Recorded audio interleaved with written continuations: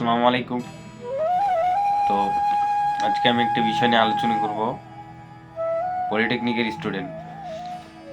তো পলিটেকনিকের স্টুডেন্ট যে কোনো ডিপার্টমেন্টেই হোক, সব ডিপার্টমেন্টটাই গুরুত্বপূর্ণ। এখন কথা হইল যে আমি computer department 3rd semester, Dinajpur polytechnic institute. তো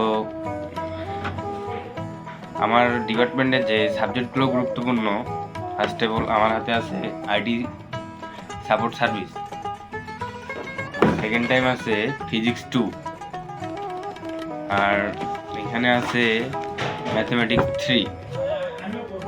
আরেকটি সাবজেক্ট যেটা কথা না বললেই নয়, তো এটি সাবজেক্ট ডিজিটাল ইলেকট্রনিক্স 1। এই সাবজেক্টগুলো আমাদের পলিটেকনিকে সাবজেক্টগুলো অনেক গুরুত্বপূর্ণ, এবং আমি বলবো যে পলিটেকনিকের স্টুডেন্টকে নিয়ে সবাই আর কি একটু অন্য চোখে দেখে বা ছোট চোখে দেখে, জেনারেল স্টুডেন্টের বেশি গুরুত্ব দেয়, প্রাধান্য দেয়, এতটাই। কিন্তু আমি বলবো পলিটেকনিকে যারা পড়ে তারা তাদের সর্বোচ্চ দিয়ে যদি লেগে থাকে তো জীবনে কিছু করতে পারবে, সফল হতে পারবে।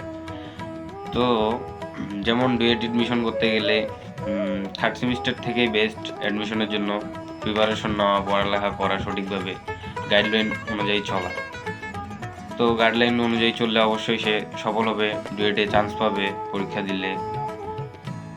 তো এগুলোই ফলো করতে হবে। আর পলিটেকনিকে রেগুলার ক্লাস করা, স্যারদের সাথে পরিচিত থাকা, এটাই ফার্স্ট সেমিস্টার জন্য বলবো। যারা সিভিলে, ইলেকট্রিকে, আর্কিটেক্ট, এদের জন্য ভালো চাকরি, কম্পিউটারেরও ভালো চাকরি, সরকারি ক্ষেত্রে সিভিল যেমন ইলেকট্রিক এদের একটু ভালো আর কি, বেশি সিট, সরকারি জবের ক্ষেত্রে কম্পিউটার একটু কম, এই আর কি। কিন্তু পলিটেকনিক স্টুডেন্ট ডিপ্লোমা শেষে বের হয়ে কেউ বিএসসি কমপ্লিট করে, কেউ করে না, বাট জব তো সবাই কম বেশ পায়। তাই কঠোর পরিশ্রম করলে অবশ্যই জব একটা হবেই। তো আমরা কঠোর পরিশ্রম করব। তো আমার ফার্স্ট টাইম ভিডিও এতটুকুই। আসসালামু আলাইকুম।